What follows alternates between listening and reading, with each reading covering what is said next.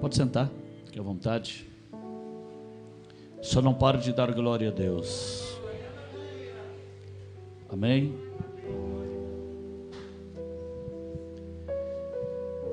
Tiago 5,16 diz assim: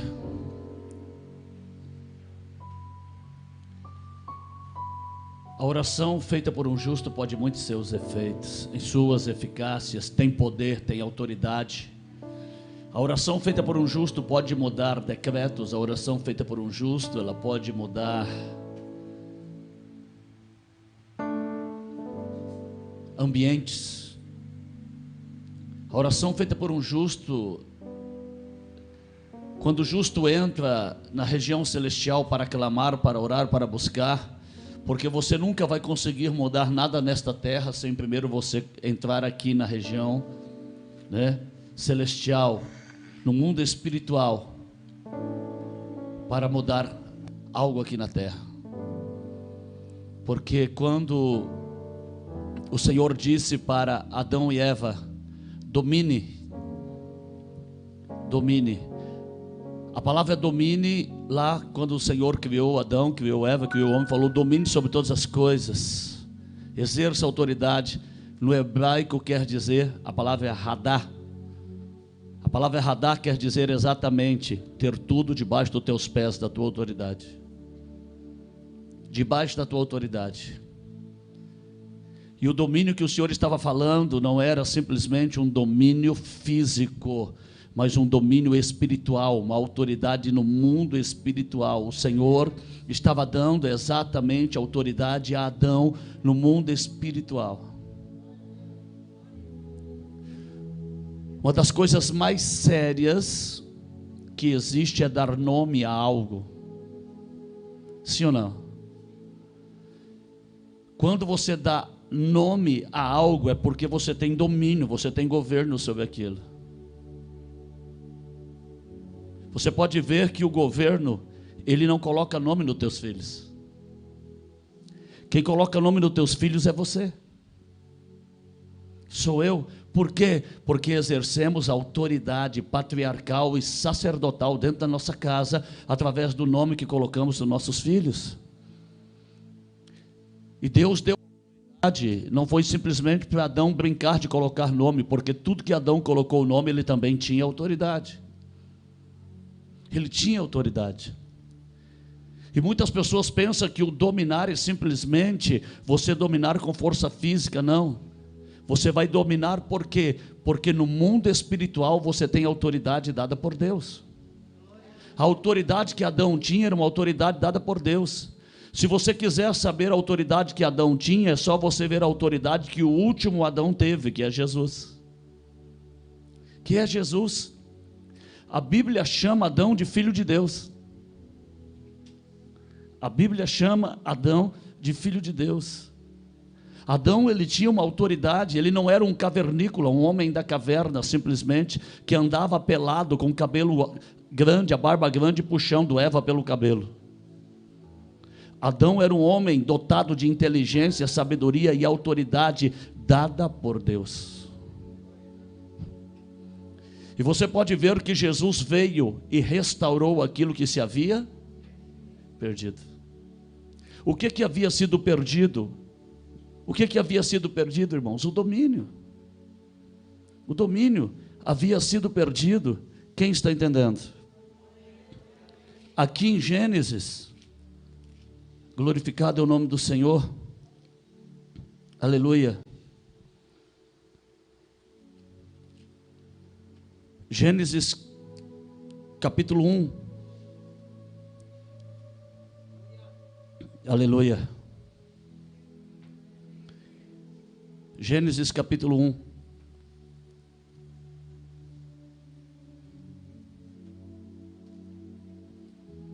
Diz assim no versículo 26: e disse Deus: façamos o homem à nossa imagem, conforme a nossa semelhança, e domine sobre os peixes do mar, e sobre as aves do céu, e sobre o gado, e sobre toda a terra, e sobre todo o réptil que se mova sobre a terra. Criou Deus o homem à sua imagem, a imagem de Deus o criou, homem e mulher.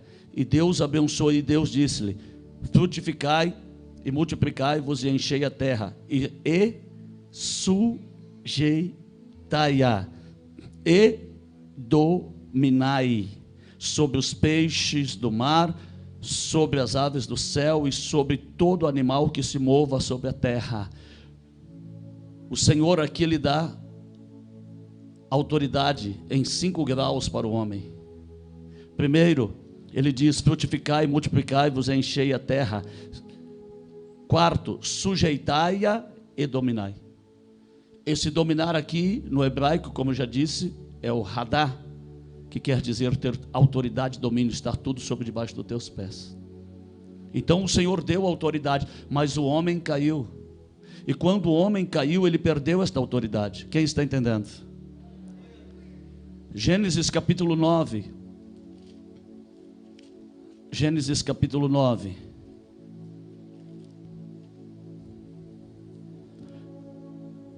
Gênesis capítulo 9.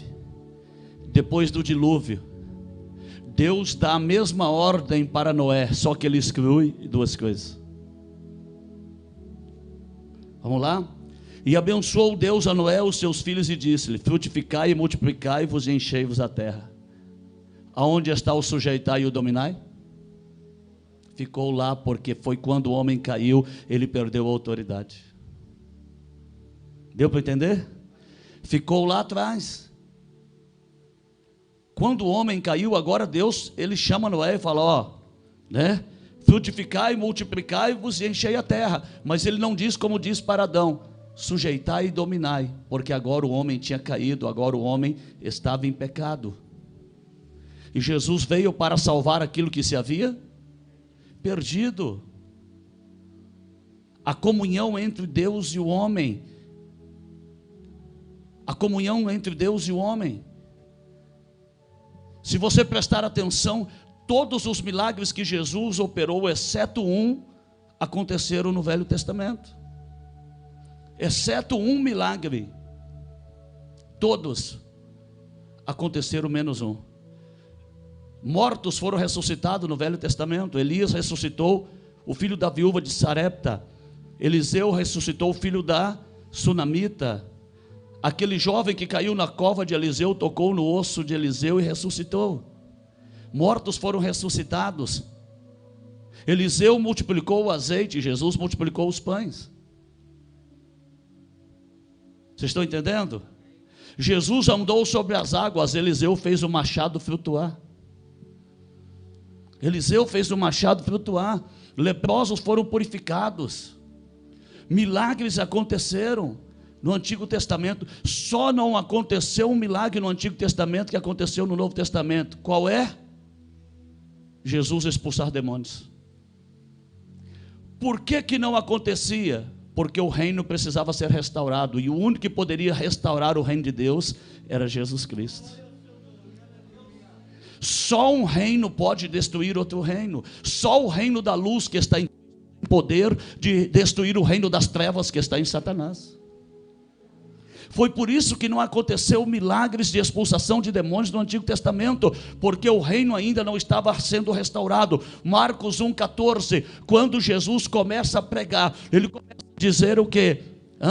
Arrependei-vos, porque a vós é chegado o reino de Deus. Jesus veio para restaurar o reino de Deus. A autoridade na vida do homem, e a autoridade está restaurada na minha vida, na tua vida, através do Espírito Santo, através da comunhão que você tem com Deus, através da comunhão que eu tenho com Deus, através da comunhão que nós temos com Deus, foi restaurado. Hoje você fala igual Adão. Adão falava face a face com Deus, você fala face a face com o Senhor, porque todas as vezes que você dobra os teus joelhos e diz: Senhor, em nome de Jesus eu clamo a Ti, você é entronizado diante de Deus, aleluia. Você fala face a face com Deus hoje. E eu quero dizer uma coisa, e mais do que isto, você não fala somente face a face. Hoje Ele veio morar dentro de você, através do Espírito Santo. Ele veio morar dentro de nós, através do seu Espírito Santo da verdade.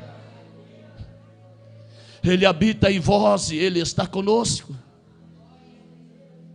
Ele mora aqui dentro. Ele mora aí dentro de você. Aleluia. Ele veio morar dentro de você através do Espírito Santo. E a autoridade do segundo Adão, a autoridade de Cristo, irmãos. A autoridade de Cristo.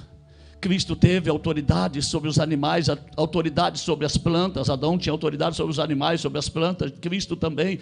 Jesus olhou para a figueira e falou: nunca mais haja fruto em ti. Ela secou. Jesus teve autoridade sobre as águas, sobre o vento, sobre a tempestade, porque Ele veio restaurar o reino de Deus.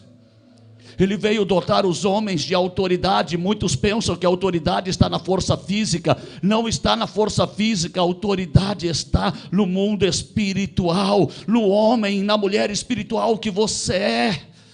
Ah, irmão, em meu nome expulsarão demônios, porque Ele te deu autoridade.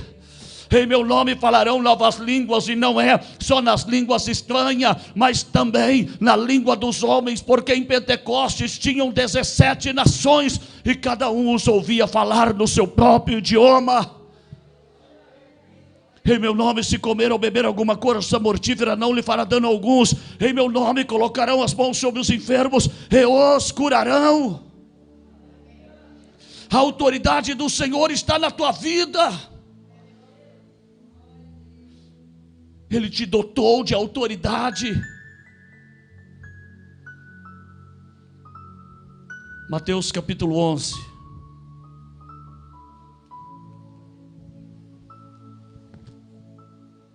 Versículo 11.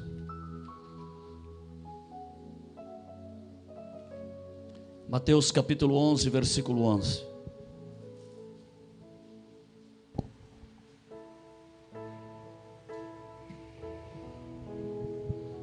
Acharam? Em verdade vos digo que entre os que de mulher têm nascido, não apareceu alguém maior do que João o Batista, mas aquele que é menor no reino dos céus é maior do que ele. Você é maior do que João Batista, eu sou maior do que João Batista. Jesus olhou e disse: olha, dentre aqueles que nasceram de mulher, não tem ninguém na terra maior do que João Batista. Nenhum dos profetas foram maior do que João Batista. Nenhum dos patriarcas foram maior do que João Batista. Elias, que fazia descer fogo do céu, não foi maior do que João Batista. Eliseu, que recebeu porção dobrada do Espírito Santo, não foi maior do que João Batista. Moisés, que viu Deus pelas costas, não foi maior do que João Batista. Ninguém. Até João Batista não tinha nascido ninguém maior do que ele. João Batista não operou nenhum milagre. João Batista não curou ninguém. Por que João Batista era maior do que todos eles? Porque João Batista foi o sacerdote de Jesus Cristo, aquele que o batizou e o preparou para o seu ministério. Foi o sacerdote de Jesus, o pastor de Jesus foi João Batista. O que preparou o caminho, o que olhou e disse: eis aí o Cordeiro de Deus que tira o pecado do mundo. Só que Jesus falou: o menor no reino dos céus é maior do que João Batista. O menor no reino de Deus, o menor daqueles que me servem, aqueles que são novas criaturas, são maior do que João Batista. Por quê? Porque ele veio morar dentro de você. Ele veio morar dentro de mim pelo Espírito Santo. Quando chegaram para João Batista e falaram: olha, Jesus está batizando mais do que você, hein? A igreja dele está, né? A igreja de Jesus está cheia, a tua, né? Só para vocês entenderem, tá? João Batista olhou e disse: aquele que tem a noiva é o noivo.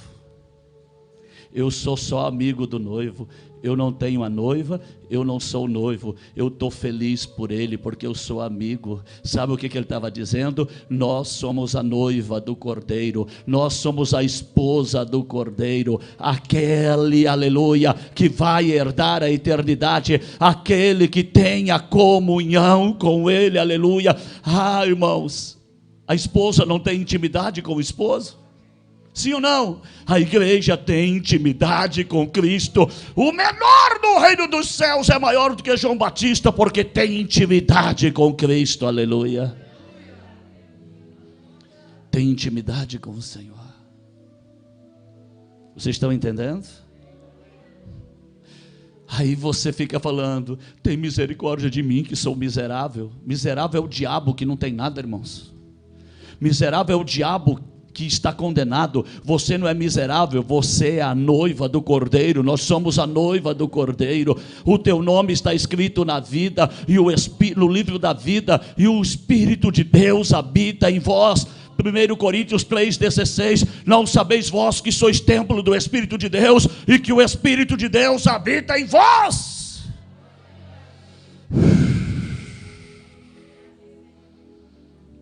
Deu para entender? Porque a oração de um justo pode muito em seus efeitos. Deu para entender? Porque a tua oração tem poder de destruir o inferno. Deu para entender? Porque a tua oração tem poder de neutralizar os projetos do diabo, paralisar Satanás. Deu para entender? Porque quando você ora, coisas acontecem na terra e no mundo espiritual. Porque você, o menor no reino do céu, que talvez seja eu, somos maiores do que João Batista. A glória de Deus está dentro de você. A glória de Deus está dentro de nós. E a oração feita por um justo pode muito em seus efeitos. Você sabe por que Sodoma e Gomorra foi destruída? Quem sabe? Por que Sodoma e Gomorra foi destruída? Ou foram destruídas? No plural. Você sabe dizer, por causa do pecado, por causa... Não. Não foi por causa do pecado. Não, apóstolo. Não, pela ausência de justos. Pela ausência de justos. Porque Abraão falou, Senhor, se tiver 50 justos em Sodoma e Gomorra, o Senhor destrói. Não destruirei por amor aos justos. E foi abaixando. Se tivessem 10 justos em Sodoma e Gomorra, Deus não destruiria por causa dos 10 justos. Então não foi destruída pelo pecado, mas pela ausência de justos. Pela ausência de pessoas, que está aqui em Ezequiel capítulo 22, versículo 30. Pessoas como esta que Deus está procurando, justos. A oração feita por um justo pode muito em seus efeitos. É isso que Deus está procurando, justos. Você é justo, irmão, você é justa porque você é justificado pelo sangue de Jesus. Imagine Moisés em um pacto transitório, em um pacto, vamos dizer, falido. Por que falido? Porque o sangue dos animais que era oferecido não perdoavam os pecados, mas encobriam os pecados. Não perdoava. Moisés fazia sinais, abria o mar vermelho. Moisés enfrentava Faraó, as pragas aconteciam, depois as pragas eram retiradas. Moisés fazia água sair da rocha. Orava, Deus mandava maná. Orava, Deus mandava codornizes. Em um pacto onde o pecado só era encoberto, não era perdoado, acontecia tudo isto. Imagine você e eu, que os nossos pecados não são encobertos, mas os nossos pecados são lavados e remidos pelo sangue de Jesus, que é derramado na cruz do Calvário. Imagine você.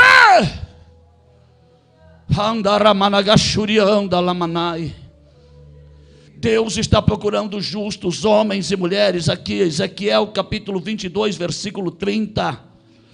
e busquei dentre eles um homem que estivesse tapando o muro e que estivesse na brecha perante mim, intercedendo por esta terra, para que eu não a destruísse, porém a ninguém achei.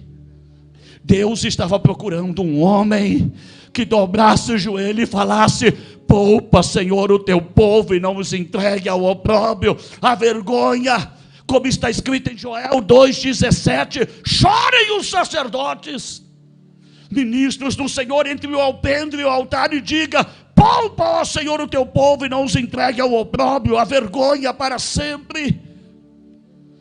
Deus estava falando: eu vou destruir este povo, porque não tem um sequer que dobre os joelhos e interceda por eles. E é isto que Deus está procurando: homens e mulheres que se coloquem na brecha para orar, para interceder pela nação, para orar, para interceder por aqueles que estão morrendo, para orar, para interceder por aqueles que estão escravizados pelas trevas. Porque Deus tem poder de mudar decretos, irmãos. Deus tem poder de mudar decretos. Deus não quer matar o povo, irmãos. Deus quer que eles se arrependam. Deus não quer destruir as nações, Deus quer que elas se arrependam.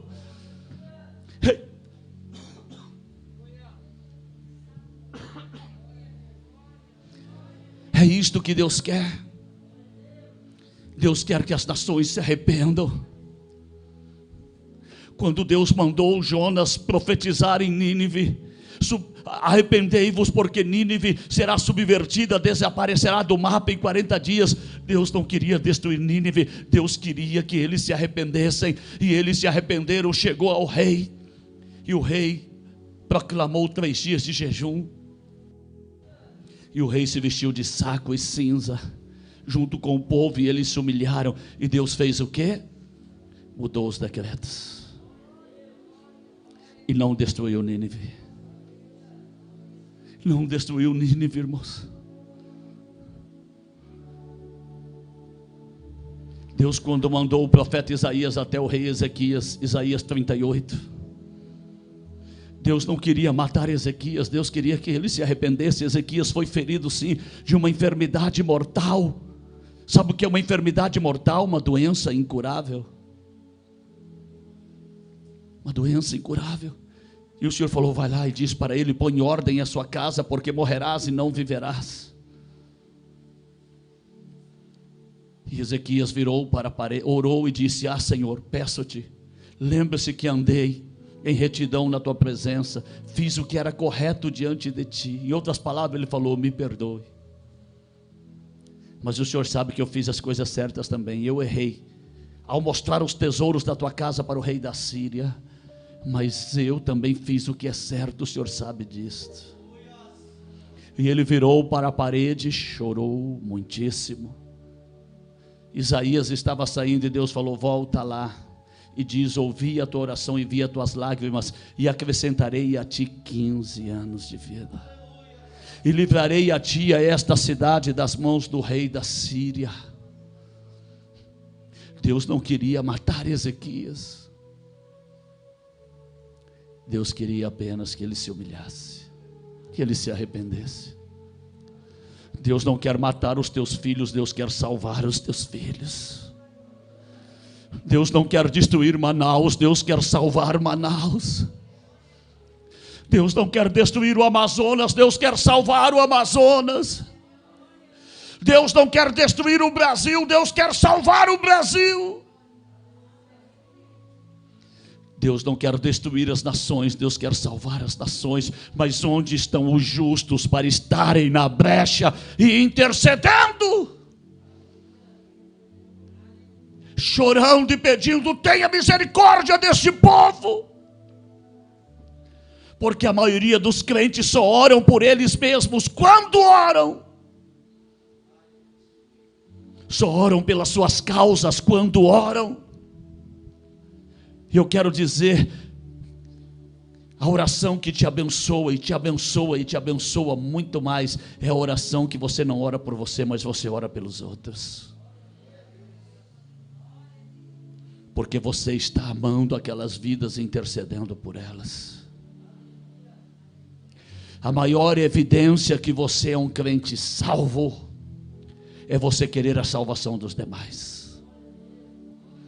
A maior evidência que você é um salvo é você querer a salvação do teu vizinho, da tua vizinha, do teu colega de trabalho, do teu colega de faculdade e até daqueles que se dizem teus inimigos.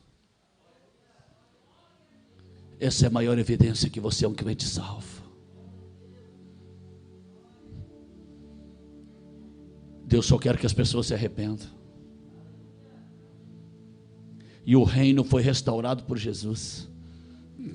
A autoridade que havia sido perdida foi restaurada por Jesus. Ele olhou para os discípulos e disse: eis que eu vos dou poder. Eis que eu vos dou autoridade para pisar escorpiões e serpentes e toda a força do inimigo, e nada vos fará dano algum.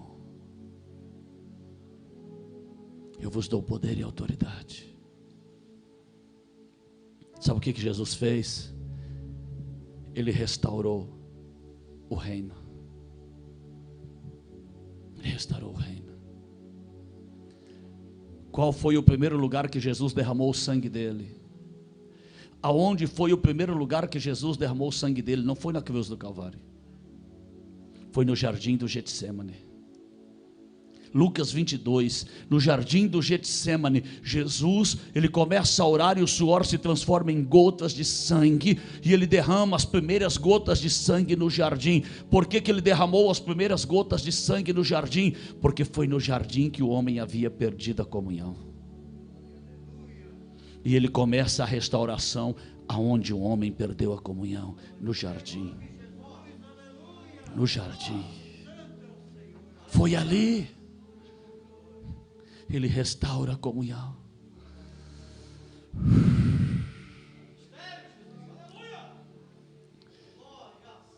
Hoje não tem separação entre eu e Deus. Hoje não tem separação entre você e Deus. Mateus 27:51.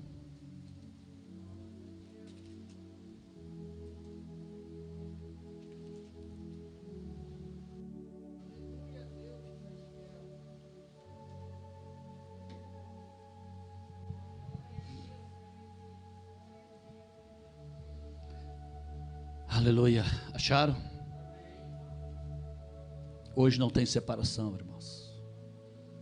Eu tenho livre acesso ao Santo dos Santos, ao trono de Deus. Aleluia. Vamos ler a partir do 50. Jesus, clamando outra vez com grande voz, rendeu o seu espírito. E eis que o véu do templo se rasgou em dois, de alto a baixo, e tremeu a terra, e fenderam-se as trevas. Quem está entendendo? Por que o véu se rasgou? Porque Jesus, ele restaurou a comunhão. O véu separava o lugar santíssimo do lugar santo. Até o lugar santo, o sacerdote entrava. O lugar santíssimo, só o sumo sacerdote entrava. Quando Jesus diz: Pai, em tuas mãos entrego o meu espírito, o véu media 16 metros de altura, 8 de largura, 30 centímetros de espessura, de puro linho costurado. Precisava de 2 juntas de boi puxando de cada lado para rasgá-lo, e às vezes nem assim conseguia. Mas quando Jesus disse: em tuas mãos entrego o meu espírito, o véu se rasgou. Sabe o que é isto?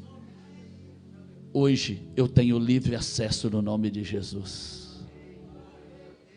Eu tenho livre acesso no nome de Jesus diante de Deus. Hoje eu falo cara a cara com Deus. Quando eu dobro os joelhos e falo: Senhor, Em nome de Jesus eu estou clamando a Ti. Eu sou entronizado pelo nome de Jesus diante do trono do Senhor pela minha oração. Você é entronizado pela tua oração. Eu não tenho bases bíblicas para afirmar, mas algo que eu sinto de Deus. Neste versículo 52. Aleluia. Versículo 52. E abriram-se os sepulcros, e muitos corpos dos santos que dormiram foram ressuscitados. E saindo dos sepulcros, depois da ressurreição dele, entraram na cidade santa e apareceram a muitos. Jesus não desceu ao abismo para pregar os espíritos em prisão. Jesus não foi até o seio de Abraão. Sim ou não? Eu não tenho bases bíblicas para afirmar, mas isto pode ser que quando Jesus pregou, houve arrependimento, e ali aqueles que dormiram no Senhor, que ouviram a pregação dele, se arrependeram, e ali foram salvos e ressuscitaram. Quem está entendendo? Pode ser isto. Mas nós só vamos saber isto quando Jesus voltar. Amém? Então hoje você tem autoridade na terra e nos céus. Por que nos céus? Porque existe um mundo espiritual tão real como este mundo físico que nós estamos vivendo. E você que é um servo de Deus, uma serva de Deus, um justo, justificado, lavado e remido pelo sangue de Jesus, você tem autoridade no mundo espiritual. E a tua oração muitas das vezes é guerra. É guerra. E nesta guerra, eu quero dizer uma coisa para você. Nós somos mais do que vencedores em Cristo Jesus.